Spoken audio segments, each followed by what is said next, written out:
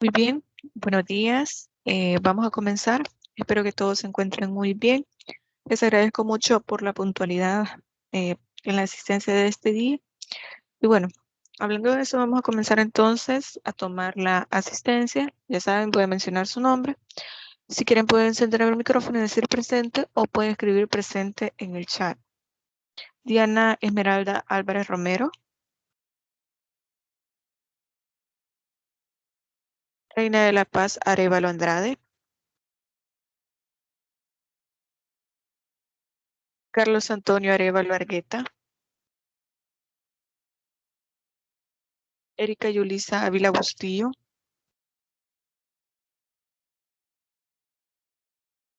Nayeli Saraí Campos Ramos.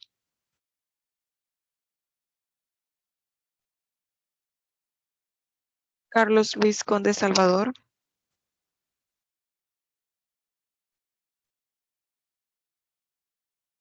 Antonio Elías Cruz López. Buenos días. Ok. Jennifer Marjorie García Canales.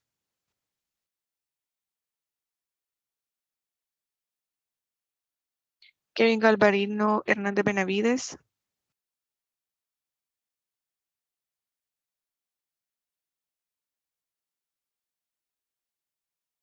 Carlos Rafael Hernández Romero. Diego Alejandro Herrera Navarro. Ok, gracias. Carmen Noemí Márquez Lara. Ok, perfecto. Evelyn Stephanie Montesinos López. Kevin.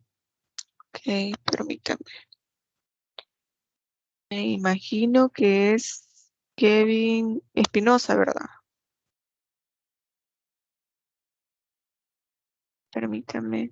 Disculpe, Gabriela, tiene razón, pero ya la acabo de agregar. Solamente necesito que Kevin me confirmen si es Kevin Hernández o Kevin Espinosa.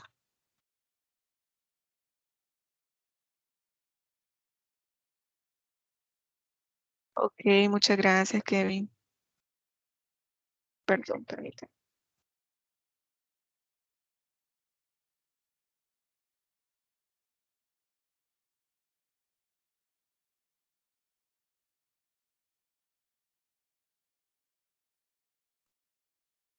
Bien, me quedé en Kevin Espinosa y luego Génesis Mariela Montoya Romero.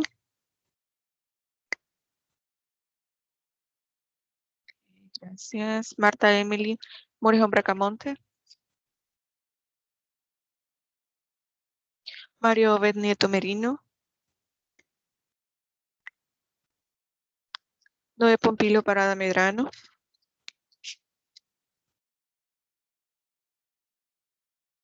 Jocelyn Gabriela Ramírez Orellana.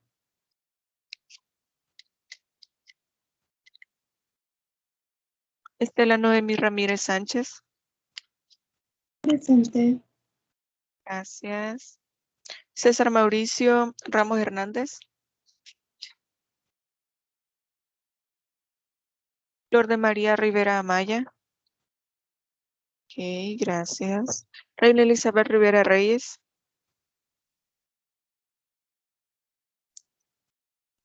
David Santiago Rivera Vázquez.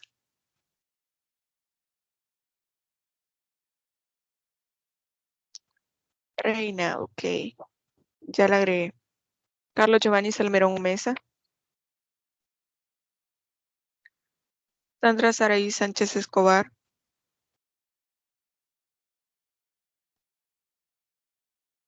Leida Marcela Sandoval Ayala.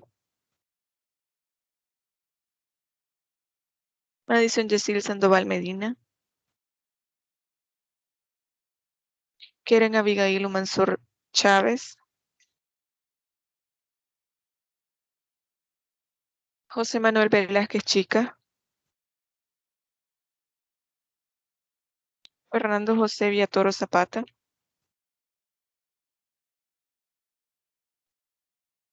Y José Raúl Zelaya Jurado. está ahí, permítame. Sánchez, ok. Y Ramírez Orellana. ¿Alguien más que haga falta en la asistencia de este día?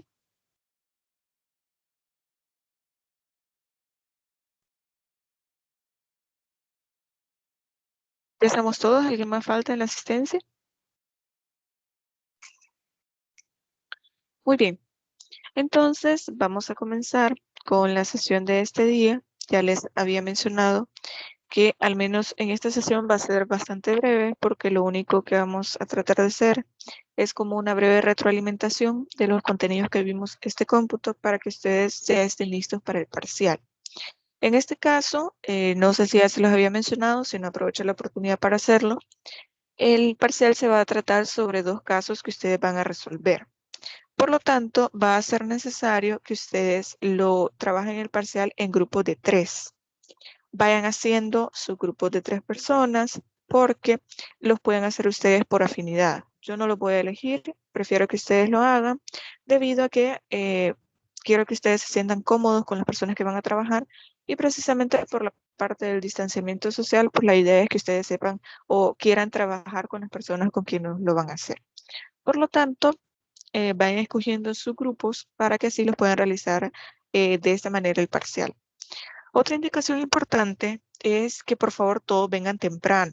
La idea es que todos trabajen de forma equitativa, de forma proporcional y no trabajen uno o dos nada más y hasta después, a mitad de la clase, se puede incorporar alguien más. A menos que tal vez porque tenga que trasladarse de un lugar muy lejos, etcétera, pues se entiende. Pero si no, la idea es que todos puedan trabajar de la misma manera en el parcial. Por lo tanto, les pido a todos que vengan temprano. La hora y la fecha para el parcial ya está definida. Yo ya se las dejé en la plataforma. Se va a hacer el día 7 de diciembre, el martes 7 de diciembre de 10:40 a 12:20 en el aula HLN104. Básicamente es un aula que está cerca del aula de audiencia. En todo caso, si ustedes no saben dónde se encuentra, pues pueden esperarme ahí por la facultad y yo les voy a indicar cuál es el aula. Entonces, espero que no haya ningún inconveniente en ese horario. Vamos a utilizar el horario de la materia, pero espero que no haya ningún inconveniente, ya que me mencionaban que tenían otra actividad el día viernes. Por lo tanto, pues ya podemos comenzar. No sé si alguien tiene alguna pregunta sobre el parcial. Y una cosa más, también les agregaba en el chat de WhatsApp que pueden traer el código de familia. Por eso no hay ningún problema. Además de esa indicación que les di, solamente van a utilizar el lapicero y el código, nada más, no van a necesitar nada. Y no voy a permitir el código de forma electrónica, en un iPad, teléfono, en una tableta, nada de eso. Así que esas son las únicas indicaciones que les puedo dar respecto del parcial. Creo que hay alguien que está escribiendo en el chat, así que vamos a esperar la pregunta que ellos tengan.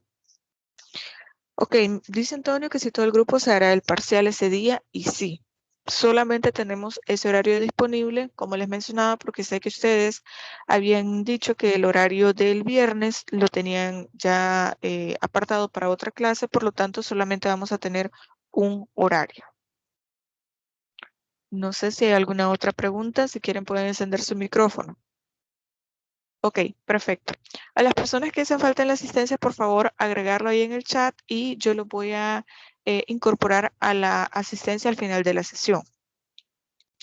Y bueno, estábamos por comenzar a hacer el repaso general de los temas que estábamos viendo en este cómputo. No quiero ser tan redundante respecto a estos temas porque ya les dedicamos el tiempo suficiente, varias actividades para el desarrollo de estos temas. Sin embargo, creo que hay puntos que son importantes que nosotros los tengamos en mente para la resolución del parcial. Por lo tanto, uno de los primeros temas que nosotros estuvimos viendo fueron el tema de la responsabilidad parental. El concepto que teníamos nosotros de responsabilidad parental, pero también la conexión que nosotros hacemos con los temas que estuvimos viendo en el cómputo 2, que era el tema de la filiación. La filiación, en la mayoría de los casos, es lo que da origen a la responsabilidad parental. No puedo decir que todos los casos, porque ya en el cómputo anterior veíamos que una de las formas de establecer la filiación es la adopción y también la socioafectividad. Por lo tanto, no significa que debe haber un vínculo de sangre para que pueda existir una responsabilidad parental. En el caso de las personas que adoptan, al momento en que se establece la adopción, entonces se genera este vínculo como si fuera el de un padre o una madre. Por lo tanto, las personas que tienen esta filiación adoptiva, sí o sí van a ejercer la responsabilidad parental sobre estos hijos que son adoptivos, pero como ya hablamos de que no hay discriminación sobre la filiación, entonces únicamente se va a entender que son hijos de forma natural desde el momento de la adopción. Entonces, también ellos son responsables de sus hijos en el cuidado personal, en la administración de los bienes y en la representación legal.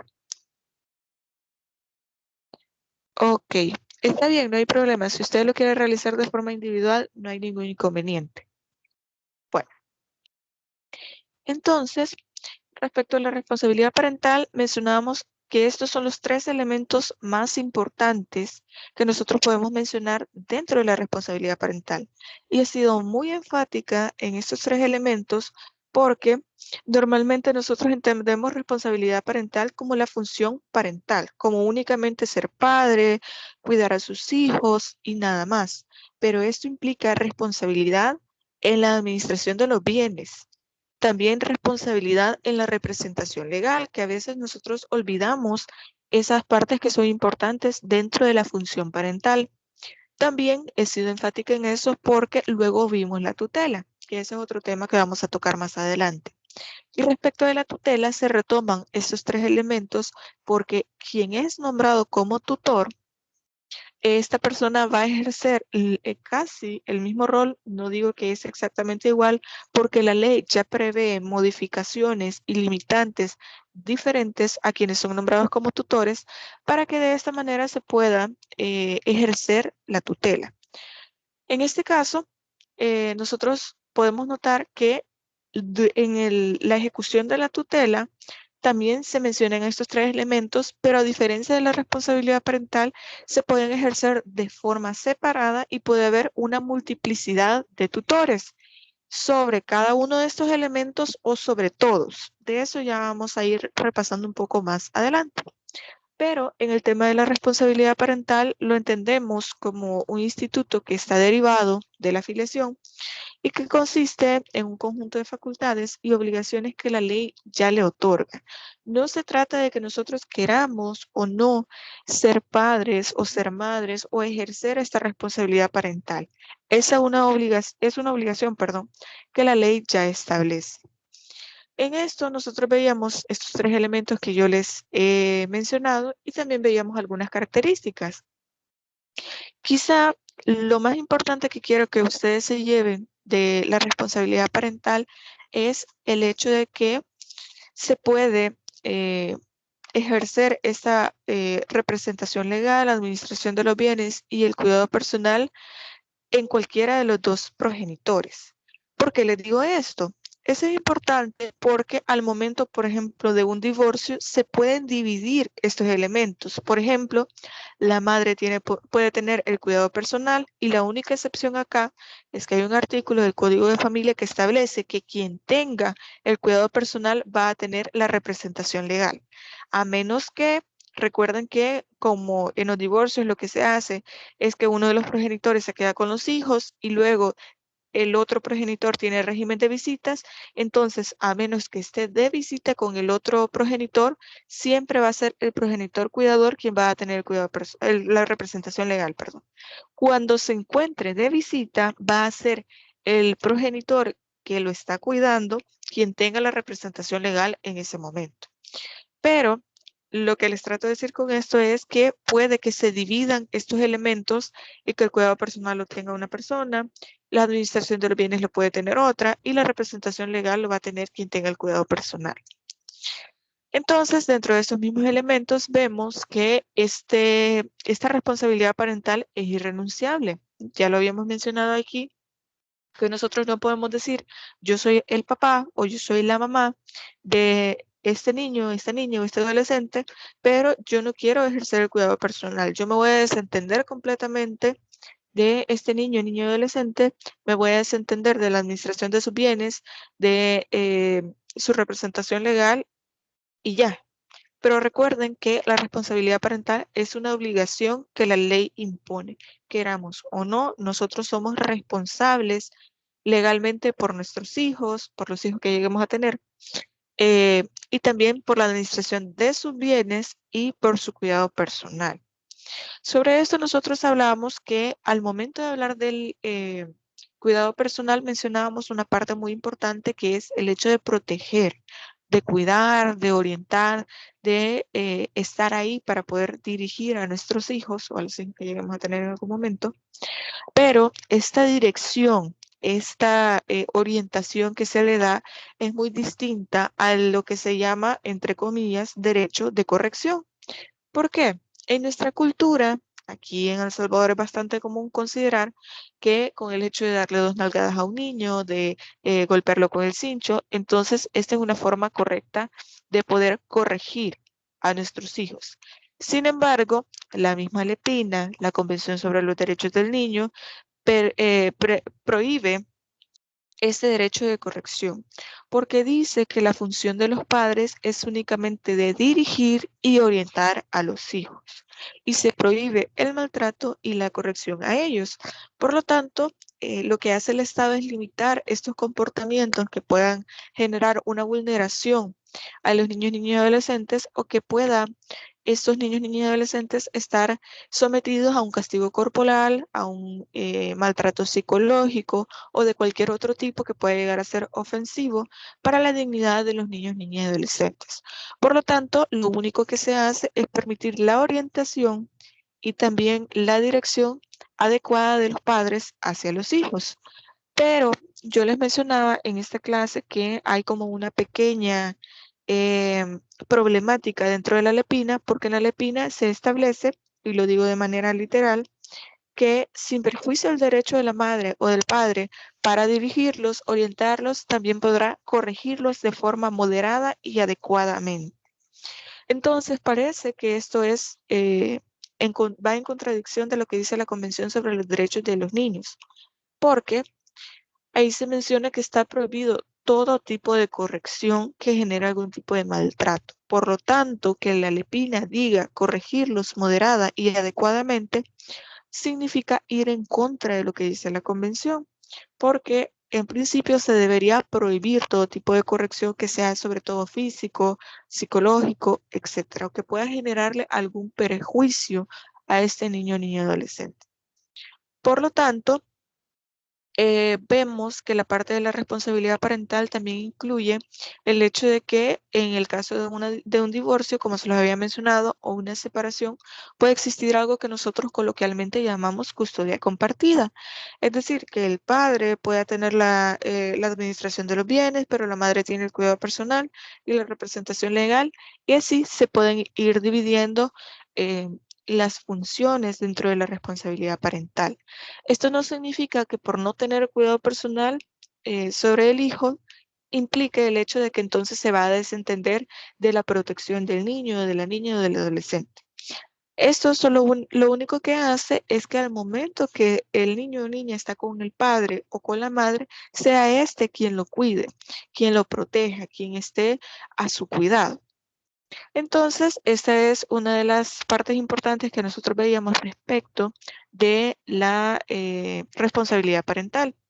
Otro tema que nosotros estábamos viendo era el fin de esta responsabilidad parental. En este caso, nosotros veíamos y estuvimos hablando un poco sobre esto porque decíamos en qué momento va a terminar la responsabilidad parental. Cuando se va a extinguir esta función, cuando existe la pérdida y la suspensión de la responsabilidad parental y si se puede prorrogar o no esta responsabilidad parental. Sobre estos temas, veíamos que en principio existe un fin a la responsabilidad parental. ¿En qué momento? Bueno, esto se da en principio cuando el niño o niña adolescente cumple los 18 años. Cuando cumple la mayoría de edad, entonces se entiende que él ya es responsable de sí mismo. ya se puede valer por sí mismo y por lo tanto no necesita el cuidado personal, la representación legal y tampoco la administración de los bienes por parte de sus progenitores. Por lo tanto, en principio, como les digo, se entiende que se cumplen los 18 años y a partir de ahí los padres entonces no tienen ningún tipo de injerencia sobre las decisiones de sus hijos. Pero también tenemos el caso de las personas que son declaradas incapaces o que tienen alguna discapacidad que puede ser que no se valgan por sí mismos, por lo tanto se puede prorrogar esta responsabilidad parental. También existe una prórroga en la responsabilidad parental sobre los alimentos cuando hablábamos del caso de las personas que son mayores de 18 años pero que siguen estudiando en tiempo y en rendimiento, que siguen estudiando con provecho. De hecho, una de las actividades que realizábamos este cómputo era sobre el caso que yo les planteaba ahí sobre unos alimentos, que este adulto básicamente ya tenía más de 18 años y su padre le estuvo dando una cuota de alimentos de $100, este señor trabajando en la alcaldía y ahora el hijo de este señor estaba solicitando un aumento de la cuota de alimentos de $200 y los datos más relevantes para este caso era que él seguía estudiando con provecho, pero que había reprobado 2 materias. Entonces, el análisis ahí era si a pesar de eso era considerado como que este adulto ahora el hijo de ese señor se consideraba que seguía estudiando con provecho, a pesar de haber reprobado esas 2 materias. Pero en el análisis del caso se verificó que el tercer cómputo lo había dejado porque tenía una enfermedad que se llama lupus. Y esa enfermedad no le permitió, de carácter inmunológico, no le permitió poder entregar las últimas actividades, por lo tanto reprobó las materias. Entonces, ¿qué era lo que yo esperaba que ustedes pudieran analizar? Eran 2 cosas. La primera son los 2 elementos más importantes. Era la necesidad de los alimentos por parte del alimentante y también la capacidad del alimentario, es decir, la persona que da los alimentos.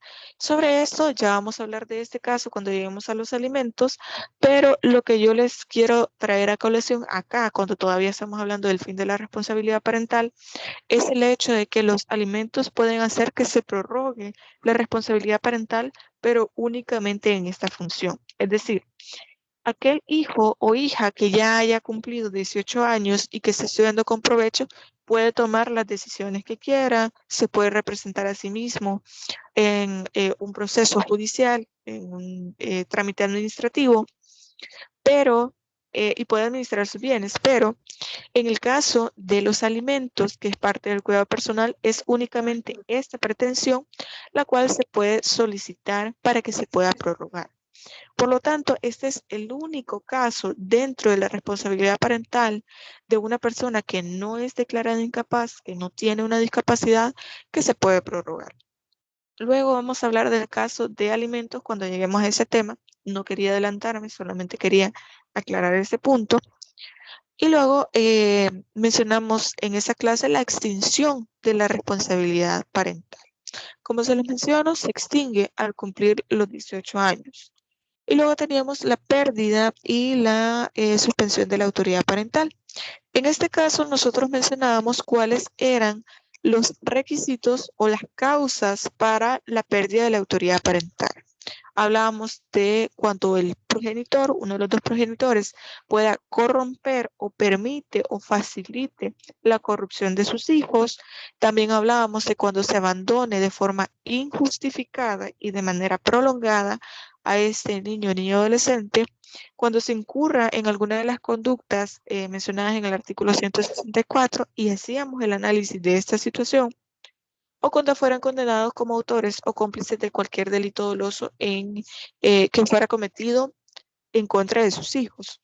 En este caso ya habíamos mencionado, por ejemplo, en el caso de una violación, en el caso, por ejemplo, de lesiones, en el caso, por ejemplo, puede ser también de algún daño que se le quiera causar, un intento de homicidio, etcétera, porque nosotros podemos considerar que la paternidad y la maternidad no puede llegar a un límite de estos, es decir, de cometer un delito contra sus propios hijos. Pero hemos visto, o sea, es un dato sociológico, es un dato bastante común, ver que sí hay casos, no solo en nuestro país, de padres que se descuidan de sus hijos, que los corrompen, que cometen delitos contra ellos, etcétera. Esto se ve bastante en la realidad y cuando ya ustedes puedan ejercer como abogados, si ustedes se dedican al libre ejercicio, se van a dar cuenta de muchos de estos casos. Y miren, yo se los había mencionado cuando hablábamos en esta clase. Hay casos en los que uno puede pensar que ese tipo de cosas no se dan. Yo les mencionaba el caso de este niño que le dijo a su compañerito que por favor le ayudara y que cuando verificaron el caso se dieron cuenta de que tanto él como la hermanita que ya había fallecido eran víctimas de violencia por parte del padrastro y que la mamá sabía y no hacía nada, es decir, era cómplice de esta situación y no hizo absolutamente nada.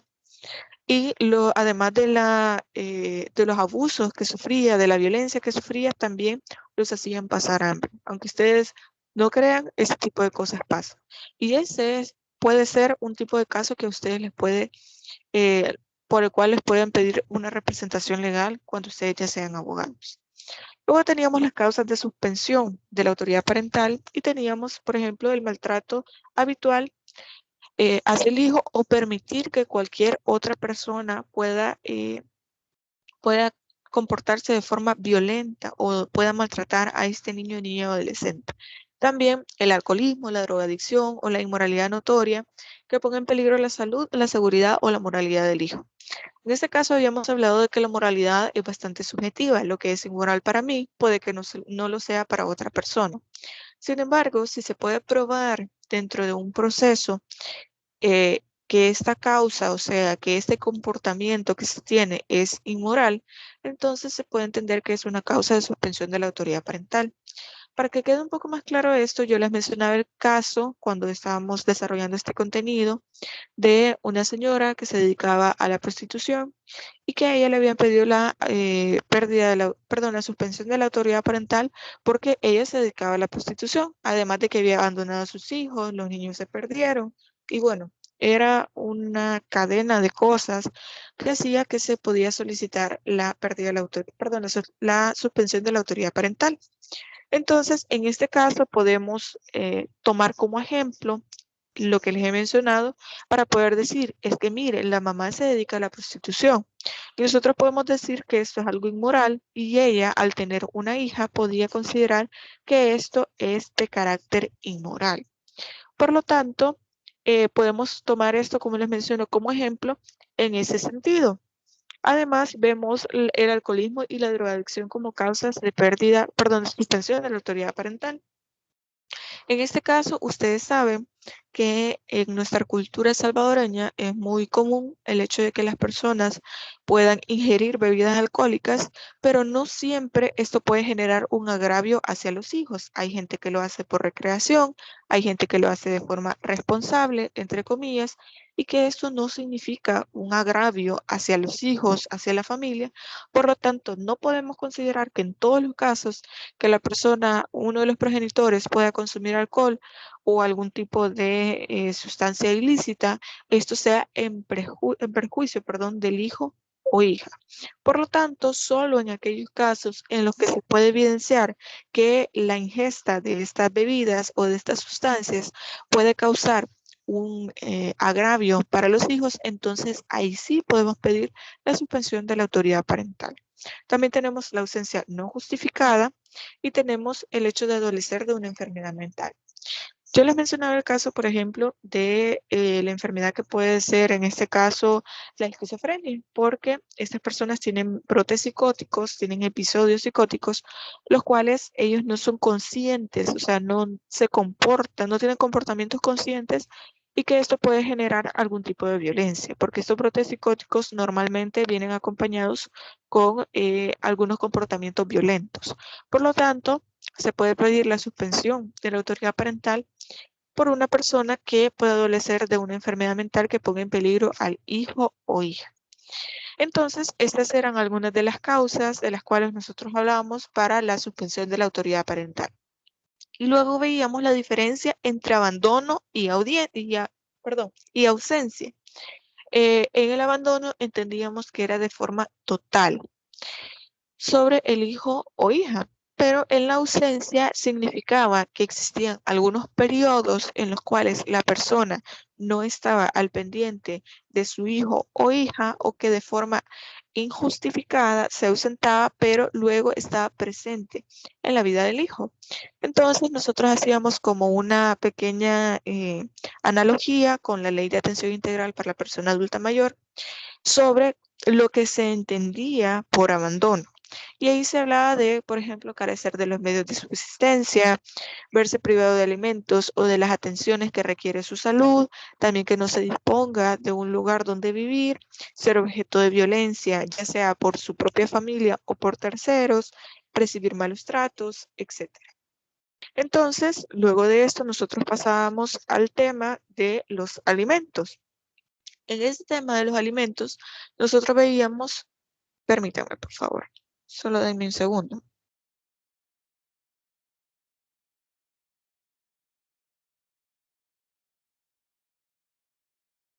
Ok, disculpe.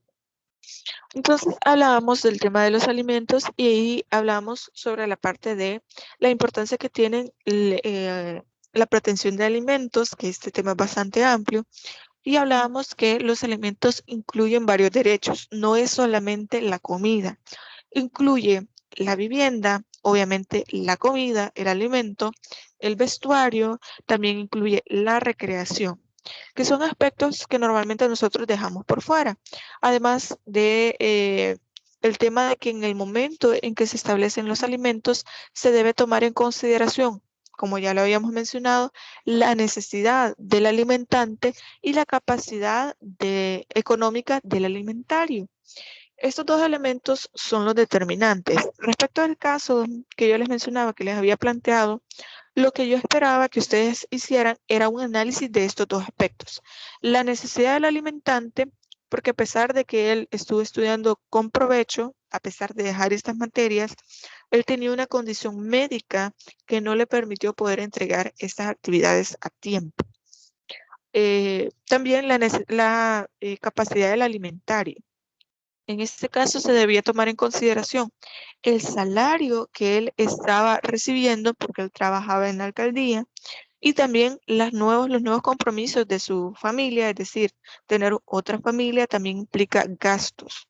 Entonces, muchos de ustedes lo que hacían era que hacían un análisis y decían que se tenía que desentender básicamente de las necesidades de su nueva familia para darle la cantidad completa de los $200 a su hijo, el que tenía lupus.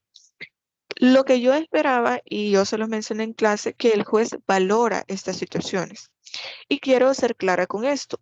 Si usted solicita, por ejemplo, si se le está dando una cuota de alimentos de $100 y usted está solicitando 200 porque sus necesidades cambiaron, el juez perfectamente puede valorar y motivar dentro de la sentencia que decide darle $125, que decide darle 150, 175, 130, etcétera.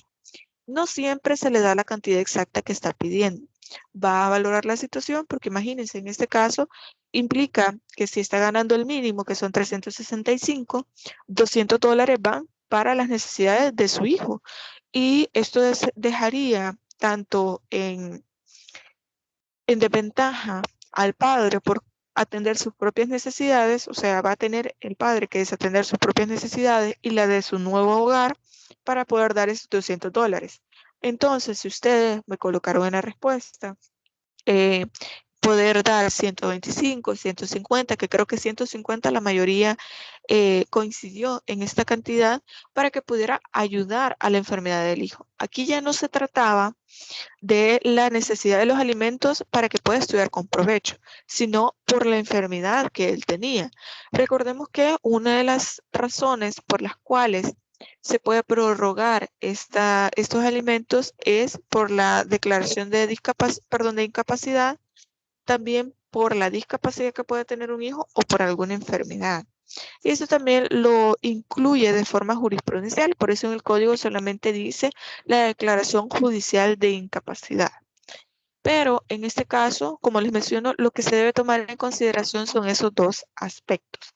En primer lugar, la capacidad económica del alimentario y también la necesidad de los alimentos, en este caso del alimentante, de quien los va a recibir. Otro aspecto importante, y quiero tratar de ir siendo breve con los temas que nos hacen falta, respecto de los alimentos es que pueden ser de forma provisional, se pueden pedir como medida cautelar y también se pueden pedir de forma definitiva. ¿Cómo sucede esto? Bueno, usted perfectamente puede pedir una medida cautelar sobre los alimentos por una necesidad que sea de forma urgente. Por ejemplo, en este caso, de una enfermedad de su hijo o hija. Entonces, que sea necesario operarlo, que tenga una enfermedad crónica que necesite un tratamiento, por ejemplo, hacer una diálisis y que no se tiene los medios económicos para poder solventar esos tratamientos médicos, entonces puede pedirlo como una medida cautelar por la urgencia de la situación. Pero también se puede pedir de forma provisional, es decir, en lo que se tramita el proceso y de esta manera, pues, usted lo puede solicitar en la demanda. Si el juez lo estima conveniente, lo va a admitir la cantidad que usted le haya solicitado y durante los meses que dure el proceso legal, entonces la otra persona, la persona demandada, va a tener que estar depositando esta cuota de alimentos. Pero también se puede pedir de forma definitiva. Y decimos definitiva de una manera, digamos, relativa. ¿Por qué? Bueno, usted lo pide en un proceso de alimentos y los alimentos de forma definitiva se establecen cuando ya hay una sentencia. Cuando usted ya tiene la sentencia, se entiende que esos alimentos son definitivos. Pero ¿por qué digo que son de forma relativa? Porque los alimentos no configuran cosa juzgada. Es decir, usted puede pedir la modificación en cualquier momento. Un mes después, un año después, 5 años después, puede pedir la modificación. ¿Por qué? Porque puede que las necesidades del alimentante hayan cambiado, la capacidad económica del alimentario se haya modificado y esto permita que existe un cambio o una modificación, normalmente un aumento de esta cuota de alimento. Luego veíamos el tema de la tutela. En este caso hablamos de la tutela como un nombramiento que se hace para que una persona pueda tener el cuidado personal, la representación legal o la administración de los bienes de un niño, niña o adolescente que no tiene una responsabilidad parental, es decir, no tiene quien pueda responsabilizarse de él porque no tiene una madre o no tiene un padre, ya sea por la ausencia de ellos, porque desde que nació lo dejaron en abandono, por el fallecimiento de ambos padres. Entonces, la ley ya establece este mecanismo, es decir, poder nombrar a un tutor para que se pueda representar legalmente, para que pueda tener cuidado personal de alguien y también para que se pueda administrar los bienes en caso de que estos bienes existan. En el caso de la tutela, se da a favor de personas que son menores de edad o personas que tienen que son declarados incapaces o tienen alguna discapacidad que sea prolongada en el tiempo. Entonces, nosotros hablábamos de las características de esta tutela, pero entre las clases de tutela, que quizás esto es lo más importante que quiero que tengan en mente, es que la tutela al menos pueden existir tres. Tres son las que la ley salvadoreña reconoce. Entre ellas está la tutela testamentaria, es decir, que uno de los progenitores antes de fallecer coloca dentro de su testamento una disposición en la cual solicita que en caso de su fallecimiento sea una persona X, puede ser cualquier persona que el testador seleccione para que pueda ser nombrado como tutor. Es decir, puede ser familiar, puede ser amigo, vecino, etc. A quien le confíe esta tutela, entonces se va a respetar porque es el deseo del testador. Pero un aspecto importante de esto y que quizás se replica en los demás tipos o clases de tutela es que por lo menos en el caso de la tutela testamentaria puede haber una pluralidad de tutores. o se pueden dividir estos elementos, ya sea el cuidado personal, la representación legal y la administración de los bienes entre una o varias personas. Y se pueden dividir, por ejemplo, una persona puede tener el cuidado personal y la representación legal y otra persona puede tener la administración de los bienes. O varias personas tienen el cuidado personal, una sola persona tiene la administración de los bienes y otra persona tiene la representación legal. Es decir, puede haber una pluralidad dentro de los elementos, pero también los elementos se pueden dividir en varias personas. Y luego tenemos los otros dos tipos de tutela, que son la tutela legítima, que es la que confiere la ley. Pero en la tutela legítima, a diferencia de lo que sucede con la nativa, es que el mismo código, la misma ley ya establece quiénes pueden ser llamados para poder ejercer esta tutela, este tipo de tutela, que son los abuelos, los hermanos, los tíos y los primos hermanos. Dentro de este mismo círculo de familiares se puede establecer la tutela. Pero imagínense el caso de que abandonaron a este bebé y que no se sabe si tiene familiares, no se han encontrado, se ha tratado de investigar, pero no sabemos nada. Entonces va a ser el juez quien va a verificar la situación de este niño o niño adolescente para poder establecer si tal vez hay alguien más que no es parte de su familia que se puede hacer cargo. Por ejemplo, imagínense el caso que abandonaron a este niño cuando era un bebé con una persona que se lo dejaron ahí en la puerta y esta persona lo ha cuidado los últimos 5 años y este niño reconoce a esta persona como su familia porque es la única persona que conoce, que se ha preocupado por su cuidado, etcétera. Entonces, el juez puede valorar para poder asignar a esta persona como tutor. ¿Por qué? La tutela dativa significa que el juez va a conferir o va a nombrar a una persona como tutor cuando no cumpla con los requisitos de la tutela legítima. Es decir, puede ser un vecino, puede ser un amigo de la familia, un padrino, una madrina, alguien que no es su familia, pero que ha tenido una relación de cercanía con el niño o niño adolescente para poder establecer la tutela en favor de esta persona. ¿Qué pasa cuando no hay ni familiares ni tampoco hay una persona cercana que se pueda hacer cargo de este niño o niño adolescente? Pues bueno, entonces ahí sí podemos ver que una de las herramientas que utiliza el Estado es la institucionalización, en este caso en el ISNA, para que pueda ser adoptado, porque no hay nadie que se pueda hacer cargo o que pueda ser nombrado como tutor, porque no tiene familia, no tiene otra persona que se pueda hacer cargo.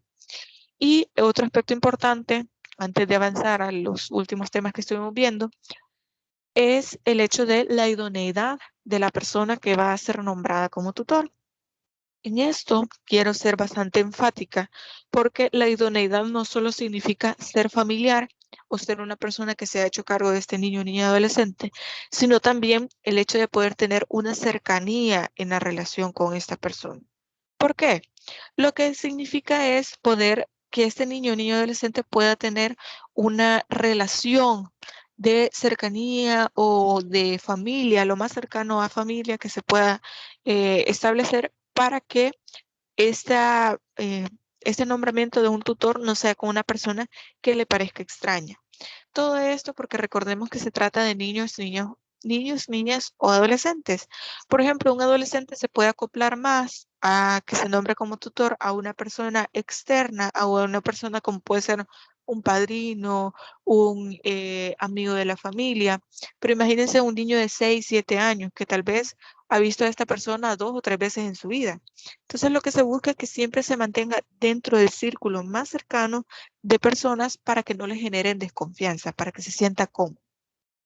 Luego de eso, ya para ir como finalizando, hablamos de dos temas. El primero, el ejercicio de la tutela, que en este caso quizás lo más importante que nosotros veíamos en esta clase era el hecho del control judicial. Desde el momento en que se establece la tutela, se entiende que va a haber control judicial. Es más, desde antes que sea nombrado como tutor, es necesario que exista un inventario y un avalúo de todos los bienes del tutelado. También que esté rindiendo informe de forma anual para poder establecer cómo se están administrando los bienes. y también por el bienestar del niño, niña y adolescente, porque recordemos que en muchos casos no se trata o no hay una administración de bienes porque no existen, sino que lo único que se trata de verificar es el cuidado personal de este niño, niña o adolescente. Y luego, el último tema que nosotros estuvimos viendo esta semana, el día martes, era el Sistema de Protección Nacional de los Adultos Mayores. En el caso de este tema, lo más importante que nosotros estuvimos verificando era la Ley de Atención Integral a la Persona Adulta Mayor y también la Convención Internacional sobre la Atención al Adulto Mayor. La importancia que tienen las instituciones involucradas y que la misma ley ya establece quiénes son quienes van a ser llamados a la protección de los adultos mayores, pero también veíamos el componente sociológico que tiene este tema porque en casi toda la clase estuvimos mencionando la vulnerabilidad que tienen los adultos mayores en la sociedad, o sea, la indiferencia con la que se tratan, el desconocimiento sobre los derechos que ellos tienen y qué es lo que nosotros podemos hacer como abogados. Pero también este componente cultural y que tratamos de hacer una reflexión sobre la incorporación de la opinión, de la participación de las personas adultas mayores dentro de la sociedad y sobre todo dentro de la familia, que eso es lo que lo que más nos interesa acá. ¿Por qué incluir el tema de los adultos mayores dentro del derecho de familia? Pues bueno, nos regresamos a las primeras clases, en las que hablábamos que cada uno de los integrantes de la familia debe ser protegido. Por lo tanto, en esta protección que deben tener, también se encuentran los adultos mayores, los abuelos, las abuelas, los padres y las madres que ya son adultas mayores y que se les debe tratar con respeto y con dignidad. El Estado tiene una responsabilidad bastante grande respecto de los adultos mayores y por eso ustedes pueden ver, por ejemplo, les mencionaba el caso de que en los bancos tienen una caja especial para las personas embarazadas, con discapacidad y los adultos mayores. También, por ejemplo, si usted va a un centro recreativo, a un parque acuático, si usted va al cine, se da cuenta de que las personas adultas mayores no pagan, porque dentro de sus derechos está el derecho a la recreación. No es solamente el derecho a la salud, a la educación, a los alimentos, al vestuario, a la vivienda, también está el derecho a la recreación. Todo esto por una deuda internacional que nosotros teníamos por la ratificación de esta convención, que era para la atención integral de los adultos mayores y por la ley que nosotros tenemos acá en nuestro país. Eso es quizá lo más importante que tenemos que repasar sobre este tema del sistema de protección nacional de los adultos mayores. Y con esto ya finalizamos el repaso que teníamos pendiente para la realización del parcial. En el caso, eh, solamente falta hacer la metacognición. En este caso, no sé si ustedes ya la han realizado con otros docentes, que lo único que se les pide a ustedes es que puedan expresar cuáles son, por ejemplo, las dificultades que han tenido al momento de poder estar al pendiente de sus actividades, de las videoconferencias, qué es lo que consideran ustedes que se puede mejorar en la cátedra o que puedo mejorar como docente, porque esa es la idea, que seamos conscientes y podamos reflexionar sobre cuáles son los obstáculos que se han tenido en todo este ciclo. Y recordemos que si ustedes mencionan la parte de la virtualidad, no ha sido opcional. Realmente nosotros hemos tenido que acatar las órdenes del Ministerio de Educación, pero esperamos que ya el próximo ciclo ya podamos mantenernos en la semivirtualidad, perdón, semipresencialidad, es decir, que al menos un par de clases poder traerlos de forma presencial, las actividades como por ejemplo el parcial, poder hacerlo de forma presencial y poder que ustedes sean más partícipes dentro de su proceso de formación. Así que no sé si hay alguien que quiera aprovechar la oportunidad, porque de eso se trata, de que nos pueda decir cuáles son los obstáculos que ustedes han podido evidenciar dentro de este proceso de formación o al menos dentro de esta materia. Si ustedes quieren encender su micrófono o si quieren escribir en el chat, no hay ningún problema.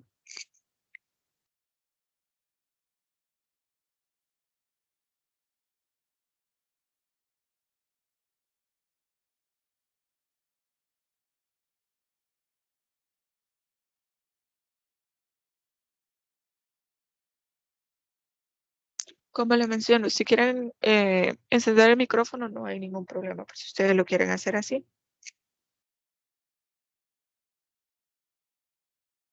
Ok, nos dice Fernando que siente que si siguen en clases virtuales, vamos a ir para atrás en vez de ir para adelante. Y es que fíjese, o sea, nosotros como docentes también creo que nos sentimos eh, más respaldados teniendo una clase presencial que haciendo las clases virtuales, porque así nosotros vemos el feedback de ustedes, o sea, en tiempo real vemos si ustedes están comprendiendo el tema, si hay dudas, si realmente están poniendo atención, pero en la virtualidad no, básicamente es estar detrás de una pantalla o más bien frente a una pantalla dando clase y que no sabemos si ustedes estando detrás de la pantalla realmente están comprendiendo los temas. Es bastante complejo, pero como le menciono, la idea es que nosotros estamos siguiendo las órdenes que nos ha dado el Ministerio de Educación. Y al menos como facultad, pues hemos tratado de hacer las cosas de una forma que pueda integrarnos más a ustedes, porque, por ejemplo, el primer cómputo, los parciales se hicieron de forma presencial y solo la Facultad de Empresas y nosotros lo hicimos así. Y también, al menos, solo nosotros hemos hecho clases presenciales en este último cómputo y de ahí las demás facultades no. Y es más, hay algunas facultades que no van a hacer no van a hacer parciales presenciales. Entonces, al menos nosotros hemos tratado de integrarnos a ustedes en estas clases presenciales para poder ir complementando todo aquello que tal vez en la virtualidad no se ha podido comprender. Como les digo, hemos estado haciendo el esfuerzo, pero nosotros como docentes seguimos las órdenes que nos da primero la decano y luego que les dan ellos por parte del Ministerio de Educación. Esto no se lo digo para justificar el hecho de que la virtualidad está bien. La virtualidad es únicamente una herramienta, pero creo que también eso nos da la oportunidad de poder ser conscientes de qué podemos hacer nosotros en nuestro proceso de formación. Y créanme, yo valoro mucho el hecho de que ustedes estén siempre pendientes y puntuales en las sesiones de clase, que también estén pendientes de las actividades, porque es cansado. Créanme, yo comprendo eso. Estar pendiente de 5 materias, de 5 actividades, de hacer un trabajo, una exposición, de hacer un video, de esto, de lo otro, y a la vez estar pendiente de las clases. Pero se agradece mucho el esfuerzo que ustedes hacen y espero que siga siendo así al menos hasta que regresemos a la presencialidad, pues espero que ustedes también sigan dando todo ese esfuerzo que han estado haciendo. No sé si alguien más quiere agregar algo. Y nos dice Fernando, así como ya no hay decreto y hay carnavales, la U debería reanudar las clases presenciales.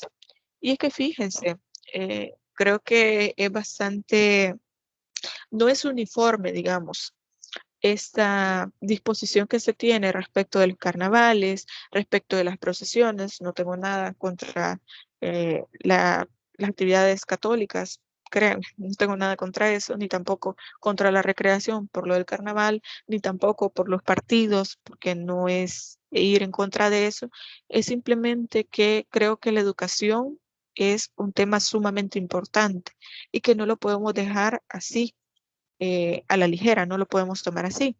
Por ejemplo, una de las preocupaciones que se tiene ahí en la facultad es la gente que viene el otro año a primer año de la universidad, que han tenido 2 años de bachillerato en la virtualidad y que no sabemos cuáles, no podemos medir esos saberes o esos presaberes que ya traen y nos preocupa eso. Sobre todo las personas que también ya se van a graduar. Ustedes ya también están a 1 año, me parece, o 2, de poder salir y el hecho es que no podemos seguir en esta virtualidad.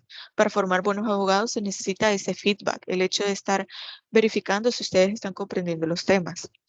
Entonces, la idea es poder que nosotros reafirmemos como universidad, como facultad de ciencias jurídicas, porque a veces no tenemos el apoyo de las demás facultades, ellos no los quieren traer o han decidido no traerlos, pero nosotros al menos hemos hecho todo lo posible para que ustedes puedan venir, siempre y cuando se mantengan las medidas. De hecho, yo les mencionaba, y quizás con esto voy a ir cerrando porque ya nos está tomando más tiempo del debido, yo les mencionaba que en la primera clase, de hecho era otra materia, pero es el mismo grupo de Derecho Individual y Colectivo, que la primera vez que ellos vinieron, se quedaron algunos afuera y a mí me llamaron la atención, porque la idea era eso. Vienen a clase con el distanciamiento social, con las medidas, e inmediatamente se termina la clase, se pueden ir.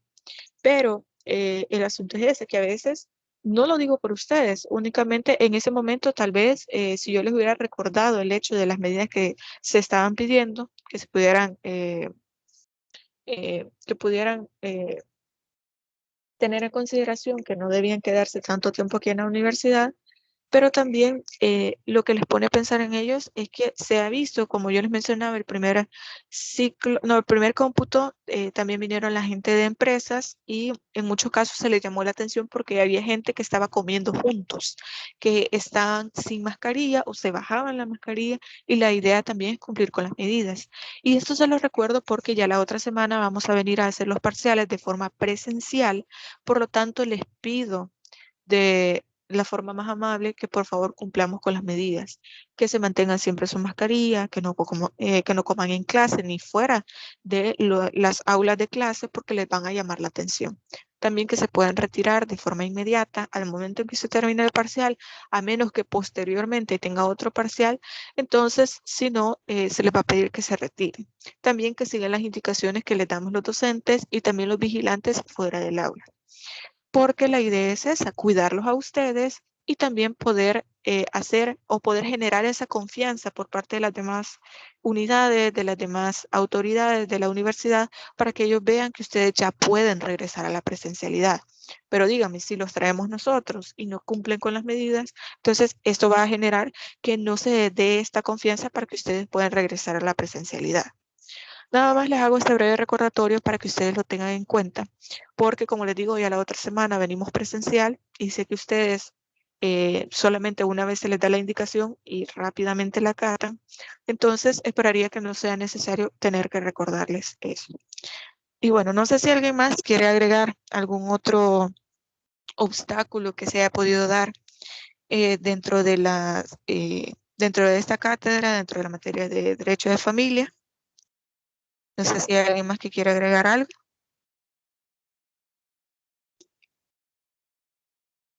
Ok, si no, nos quedaríamos hasta acá. Ya les mencionaba desde ayer que esta sesión era bastante breve, solo era hacer un pequeño repaso de los temas y luego hacer la metacognición, es decir, reflexionar en qué podemos mejorar, qué podemos hacer de forma diferente para tener mejores resultados con las próximas materias, qué podemos hacer también nosotros como docentes para que su formación sea de calidad, para que el compromiso de nosotros con ustedes se cumpla.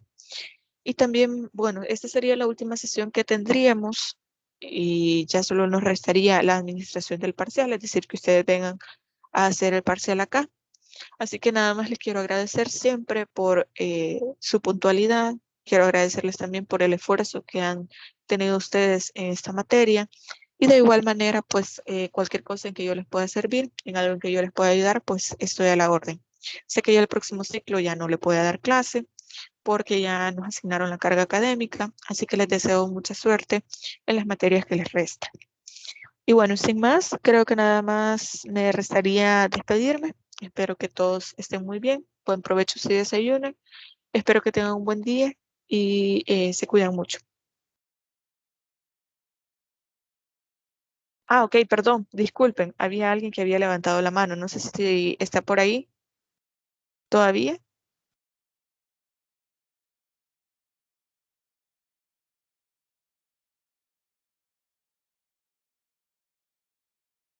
Ok, creo que ya no.